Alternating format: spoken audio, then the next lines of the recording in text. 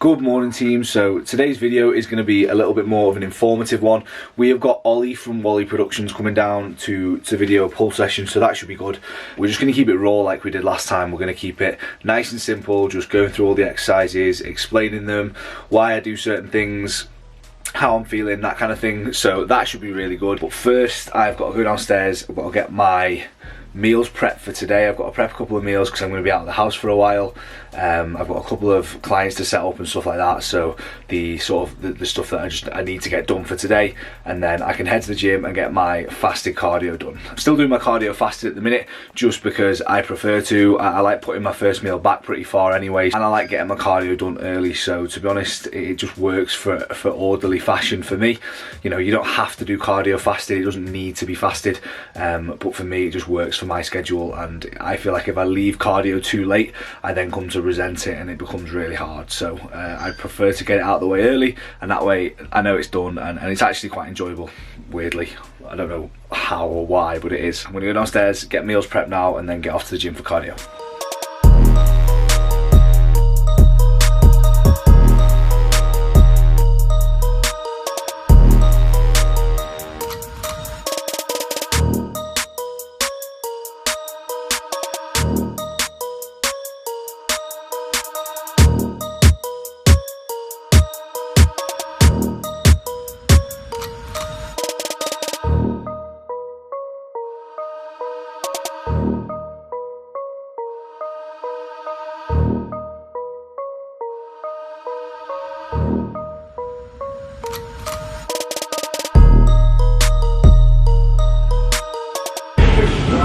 Another cardio session done. So we're in for pull today. We've got Olly come down again to video the session. We're just going to go through all the exercises, get some good raw clips of it all, and just sort of show you what a pull session looks like for me at 6.5 weeks out from my first show. So we're starting with hammer pull down on here. Reason being is because I normally do a neutral grip lat pull down, but I've maxed the machine out now from a weight point of view, and I can't pin any more plates on it. So I'm moving over to this so that I can still have movement to progress. So we're going to do this with a neutral grip. It's a completely new one. I haven't done this one on prep before, but I don't feel comfortable, but I don't want to do a movement where I know there's no more progression in it other than like just going up in reps. I want to still be able to progress the weight, because it's like the only reason that I train really is being able to know that I'm going in to progress it. It's like, it's motivating, so I need that sort of thought process to be like, right, I'm going in to progress these numbers and not just to sort of maintain them. So we'll do off this.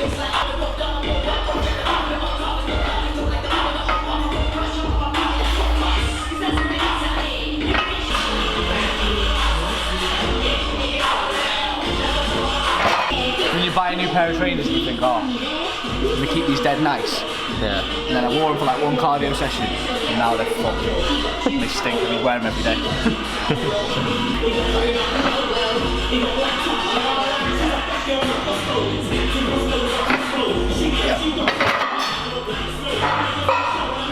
Top set, we're going for 8 to 10 reps. I mean, top set 8 to 10, and we'll back off at about 10 to 12.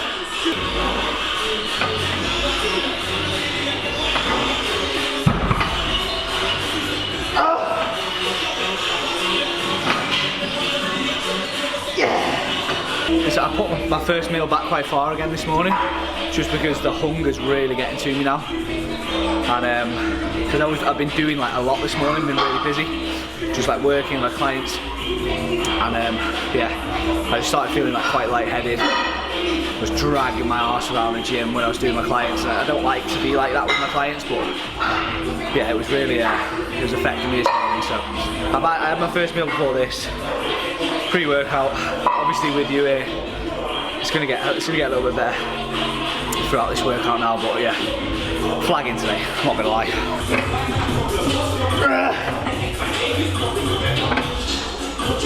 Two.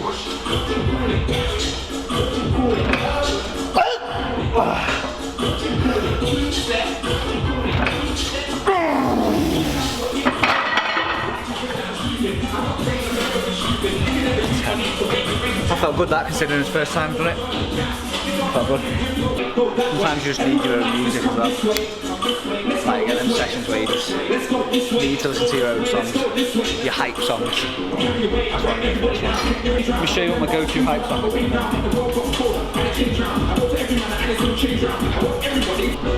Missed, Can't Stop Clocks. This, don't know why, I just like it. Gets me in the mood. Yes!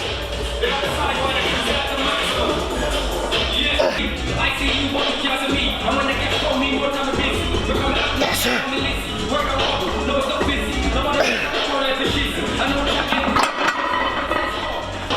It felt good. With these, I think sometimes a lot of people will take the range of motion too far on these, and when they're pulling, they'll sort of bring their elbow back too far, and it's not necessary, it's like unnecessary range of motion there. Whereas I find, once my elbow hits my hip, and I've sort of bit down on my lat, that's when I've got full stimulus, full contraction. I don't really need anything more than that, so a lot of people might look at that and think it's a shorter range of motion, like you're not getting the full rep in, but for me, that is my full rep, that is my active range of motion.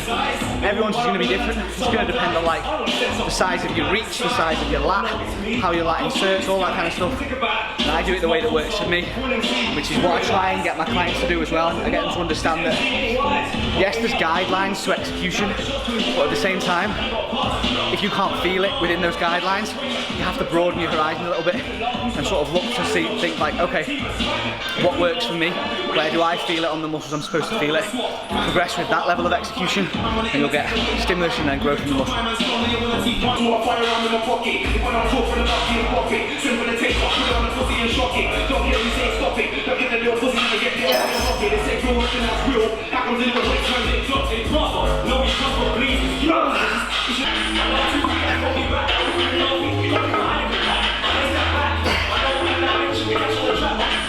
So Molly is literally at the other end of the gym training legs, and in between sets she sends me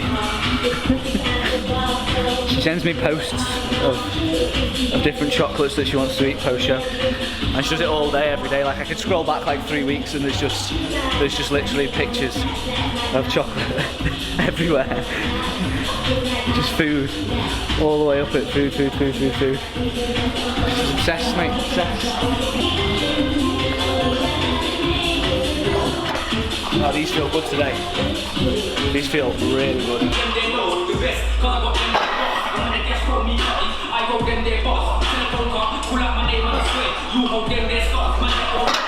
There's nothing worse than when you read your logbook and the number in your logbook actually scares you. Like, I literally just read that I've got to do 95 kilos aside on this and fucking stopped in my tracks and thought, shit. This is definitely one of them sets where you're like looking forward to it from a point of view of beating the numbers, but it's going to take some fucking effort this set. Shit.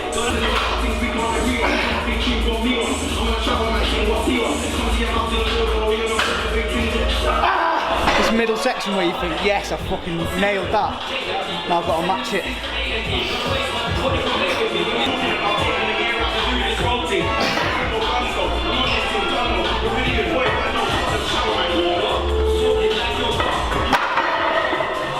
Take that. Sodium and carbs and the fucking pump comes out of nowhere.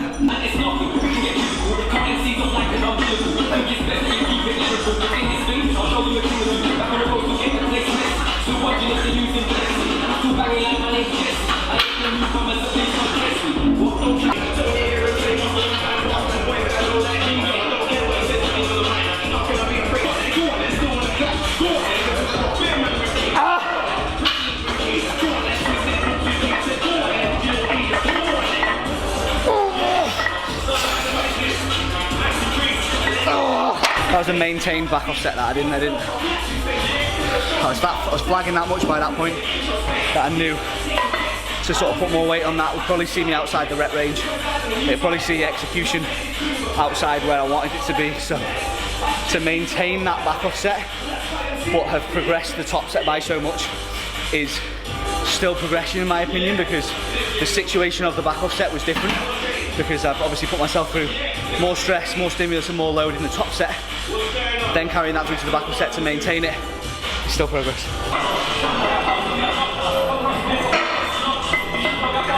Barbell rows now. This session is it's the session where I do no pulling from the floor. So my other pull session, I have Dorian deadlifts, which is like my main sort of deadlift variation at the minute. And then I have barbell RDLs on one of my lower body sessions. But this pull session is just like specifically rowing. So hence why we've done a low row, an underhand hammer row, barbell row. It's just specifically rowing work with like barely any lower back loading. So this is the only lower back loading we'll do is on this barbell row. And because it's the only lower back loading, it actually feels good. I don't notice it. I'm recovering, touch wood, recovering quite well from Dorians and from stiff legs at the minute. The only thing I'm not recovering from stiff legs is my hamstrings, like we were saying before, but at least I know I'm hitting them in the right place. Like I'm not doing stiff legs and then being crippled in my lower back.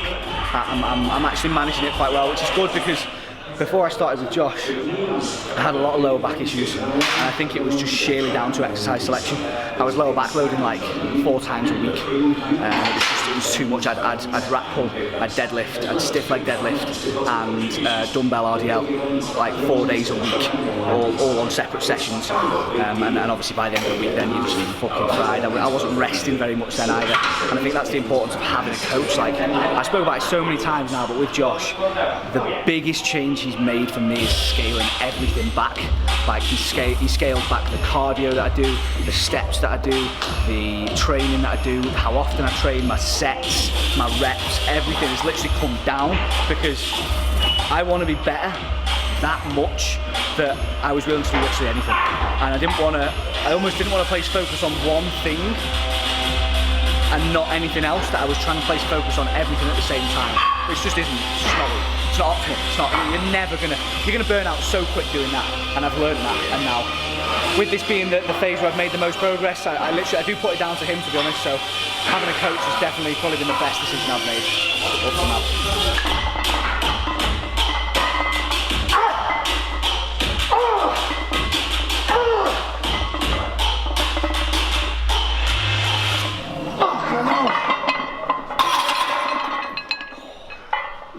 So many reps.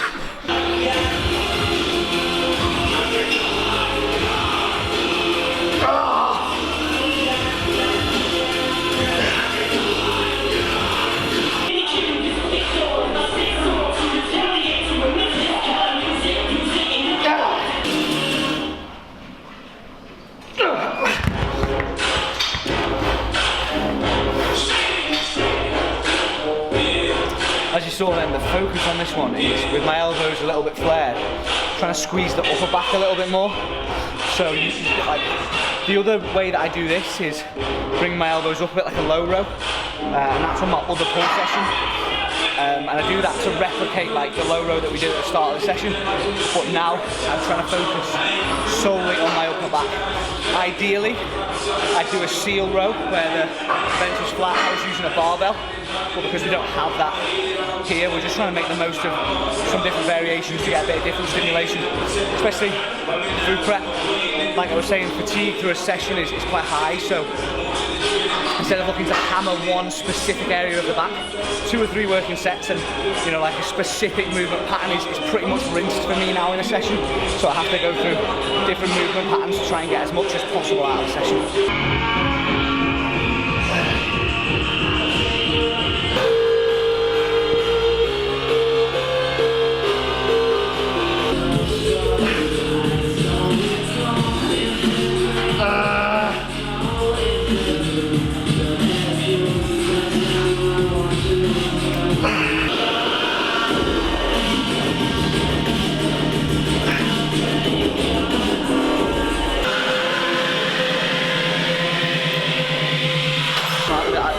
These kind of movements that I'm quite fixed in, I feel them a lot more.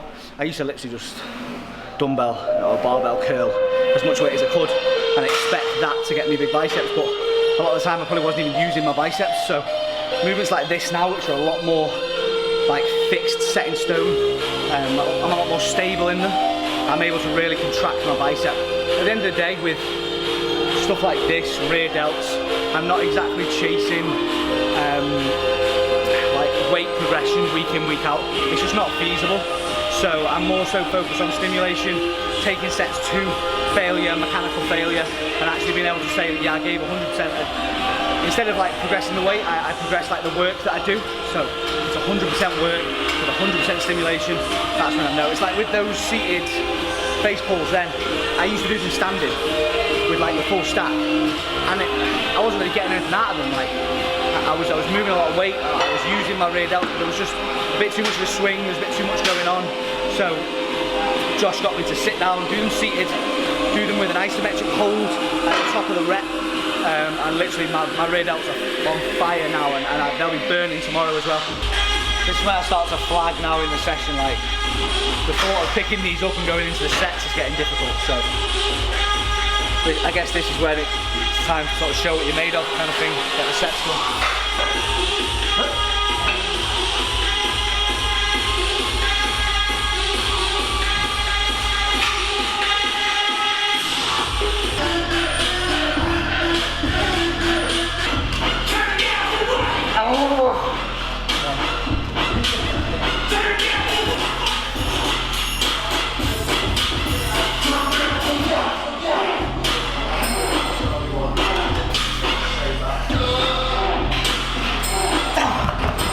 With them, what I'm focusing on doing is, instead of like having a bent arm, I'm really hammering them back.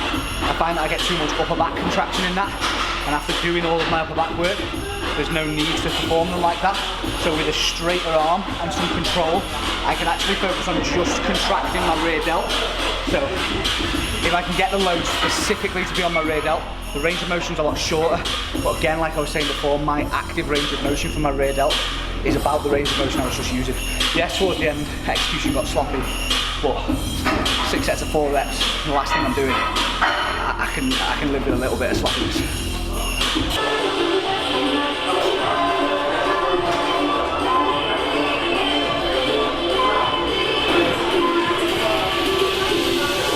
So wrap, job done. That was a good session. I think I got progression across most movements there, or maintenance, so I'm happy with that.